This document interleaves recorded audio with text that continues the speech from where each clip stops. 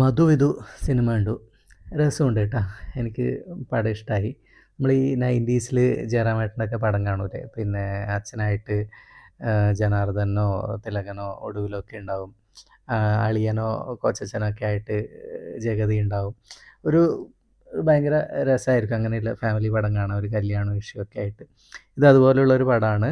Vishnu അരവിന്ദാണ് director, Bipin Mohan, ജയ് വിഷ്ണു ഇവരാണ് script. സ്ക്രിപ്റ്റിൽ ഉണ്ട് കേട്ടോ. 2 മണിക്കൂർ 2 മണിക്കൂർ 5 മിനിറ്റ് 10 മിനിറ്റ് എങ്ങാനാണ്. നമുക്ക് ചിരിച്ച് ഫാമിലി ആയിട്ട് പോയിരുന്ന് കണ്ട് രസിക്കാവുന്ന പടമാണ്. എല്ലാവരുടെയും ഗംഭീര പെർഫോമൻസാണ്.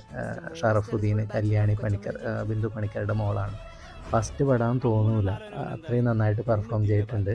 അതുപോലെ സഞ്ജു, മധു, അസീസ് നെടുമങ്ങാട്, ജഗദീഷ്, സായികുമാർ, പിന്നെ ഷറഫുവിൻ്റെ അനിയനായിട്ടുള്ള അമൽ ജോസ് എന്നെങ്ങാനാണ് പയ്യൻ്റെ പേര്.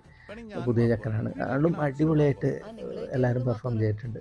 സ്ക്രിപ്റ്റിൻ്റെ ഗുണം എന്ന് പറഞ്ഞാൽ ചെറിയ വന്നു പോകുന്ന ക്യാരക്ടർ വരെ നോട്ടബിളാണ്.